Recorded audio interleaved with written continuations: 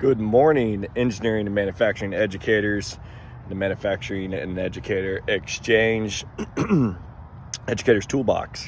I am here for work at Pitt Community College, a beautiful facility, and all kinds of different things going on here within the city of Greenville. I don't think they're actually in the city limits of Greenville, but anyways, I'm excited to visit with them today. But one of the things that I wanted to talk about was mentorship and something called reverse mentorship as well.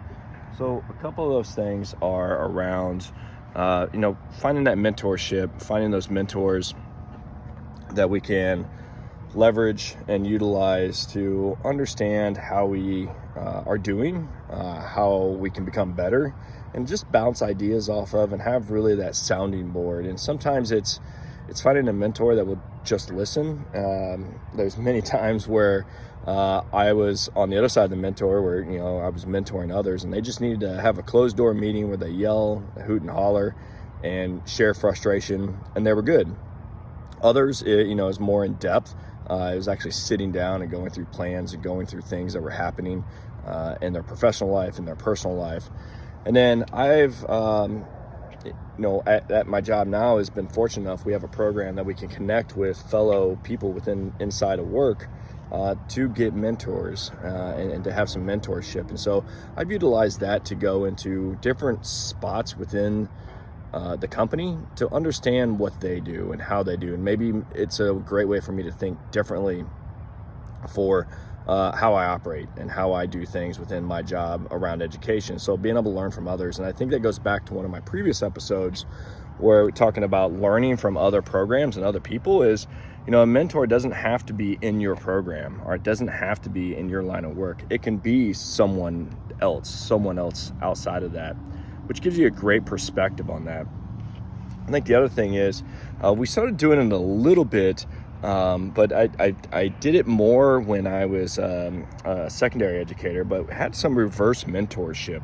And what that is really when a lot of times is you're mentoring someone kind of below you that is aspiring to become at that level, or the reverse mentorship is you're actually mentoring people above you.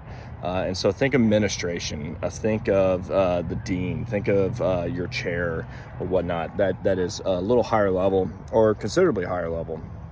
But what you're doing is you're bringing them in to get them to understand what's happening. In many cases, those administrators have been outside of the classroom for so long, they miss a lot.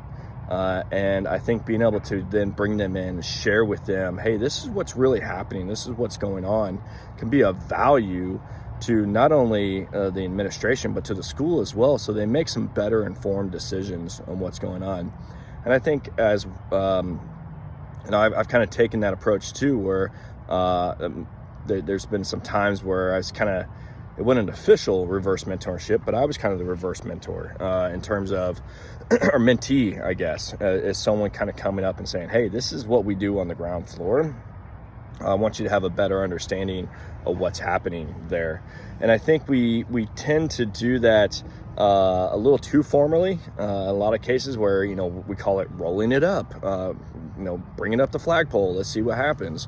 Where, maybe it's a little less formal. It's bringing them into the classroom. It's bringing them into spots in the lab that allow them to get their hands on and really get that really good insight into what's happening in kind of an informal way, because I think that really sparks that creativity and those true learnings.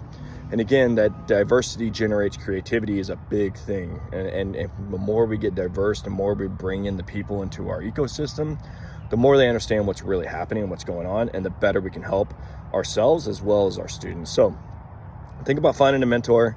Think about some reverse mentorship of bringing some people at a higher level in administration down and having some chats with them and getting them to understand that. And there's some things you can find online about reverse mentorship.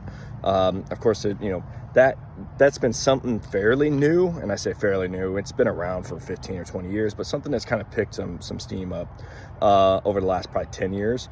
And then there's tons of stuff about mentorship. So find your person, find somebody, find a few, and it doesn't always have to be a formal thing. You can have a formal thing with a few people and informal with a few people.